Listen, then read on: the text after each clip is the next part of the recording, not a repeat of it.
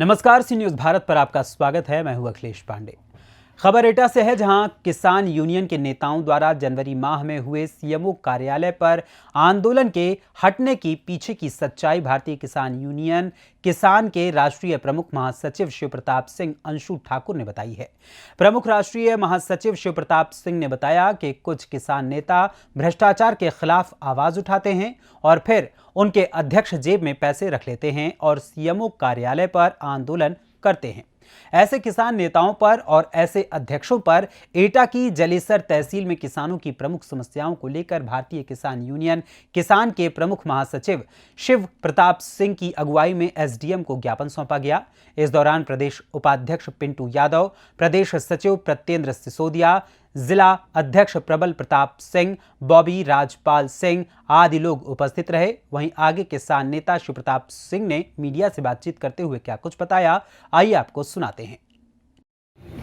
जी, आपका परिचय? मैं शिव प्रताप सिंह, राष्ट्रीय प्रमुख महासचिव, भारतीय किसान यूनियन किसान। आपके संगठन द्वारा एक जलेसर जिलाधिकारी को ज्ञापन सौंपा गया, क्या ज्ञापन था, क्या मांगे थी? ऐसा है, किसानों को प्रदेश में सिंचाई के लिए कम से कम 18 घंटे बिजली दी जाए और जो सरकार ने पहले वायदा किया था कि वो घरेलू बिजली के दाम आधे करेंगे, उनको आधे करने चाहिए। आपने देखा होगा कि खाद बीज यूरिया की जो तौल थी पहले 50 किलो की आती थी, अब सरकार उसे 40 करने को जा रही है। उसकी तौल पूरी की जाए, उसकी जो रेट है वो कम किए जाए।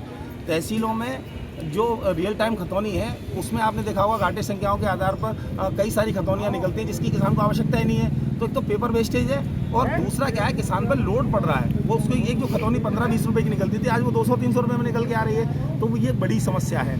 और शिक्षा पद्धति के आधार पर आपने देखा होगा कि हर साल नए पाठ्यक्रम चेंज हो रहे हैं, उस पर रोक लगाई जाए। प्रदेश सरकार इस पर रोक लगाए और दूसरा जो फीस वृद्धि है उस फीस वृद्धि पर रोक लगाए।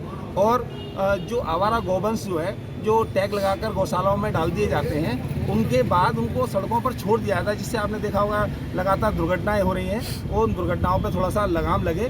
तो ये कई सारे बिंदुओं को लेकर आज मुख्यमंत्री के नाम 15 सूत्री मांगों को लेकर ज्ञापन सौंपा गया था। और मैं समझता हूं कि प्रदेश सरकार को अपने जो वायदे थे और जो किसानों की समस्या है उन पर ध्यान देना चाहिए और उनका निस्तार कर देना चाहिए। अन्यथा की स्थिति में आप जानते हैं, सब लोग किसान इकट्ठा होकर किसी दिन प्रदेश सरकार के खिलाफ आंदोलन पर बैठेगा, वो ठीक नहीं है।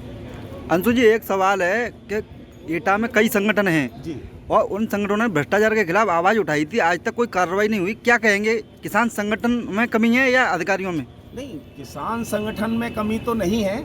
कुछ किसान नेता हैं ऐसे जो पहले आंदोलन को आवाज़ उठाते हैं और उसके बाद आप जानते होंगे कुछ उनके अध्यक्ष ऐसे भी हैं जो जेब में दाम रख के चले जाते हैं। तो इन कारणों को तो आप जानते हैं, उसमें मेरे से कहने की आवश्यकता नहीं है। मैंने तो अभी कुछ दिन पहले सुना था, ये सीएमओ का एक मुद्दा था और कह रहे थे कि भ्रष्टाचारी है सीएमओ, लेकिन वो बाद में पता लगा कि जिंदाबाद करते हुए उनके पार्टी के पदाधिकारी लौट रहे हैं। तो मैं समझता हूँ कहीं ना कहीं कुछ ना कुछ तो घपला हो ही जाता है। यानी कहीं ऐसा नहीं है सरकारी तंत्र में घपला है, मुझे लग रहा है कि कुछ लोग किसान नेता हैं वो भी अब घपला से करना शुरू कर गए।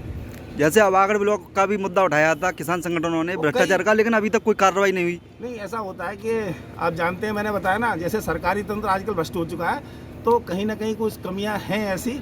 तो आजकल कुछ किसान नेता हो सकते हैं ऐसे, लेकिन वो इसके लिए संगठन में हमारे में किसान नेता ही जिम्मेदार हैं इसके। बिल्कुल किसान नेता जिम्मेदार हैं। अगर वो किसी आवाज़ को उठा रहे हैं और भ्रष्टाचार है कहीं पे, चाहे वो तहसील हो, चाहे ब्लॉक हो, चाहे सीएमओ हो या जिलाधिकारी हो या उप जिलाधिकारी हो, कहीं भी अगर भ्रष्टाचार हो रहा है, अगर आप उसके खिलाफ आवाज़ नहीं उठा सकते हैं तो ऐसे किसान नेताओं पर मुझे शर्म आती है। और उठाने के बाद जो आंदोलन से पीछे हट जाते हैं या पैसे लेते हैं और जेब में रख लेते हैं, उसके बाद उनकी जिंदाबाद करते हैं, उन पर उससे भी ज़्यादा शर्म की बात है। अच्छा, आपका संगठन अब क्या करेगा भ्रष्टाचार के खिलाफ एटा में? भ्रष्टाचार के खिलाफ एटा में जिस दिन हम आंदोलन कर, अभी हमने 2 फरवरी को आंदोलन किया था, अगर भ्रष्टाचार पर अंकुश नहीं लगाया गया तो शासन प्रशासन इसकी पूरी जिम्मेदारी लेगा और हम वो आंदोलन करेंगे उन भ्रष्टाचारियों के खिलाफ। मैं समझता हूँ कि जिला एटा में इसकी नज़ीर दिया जाए करेंगे।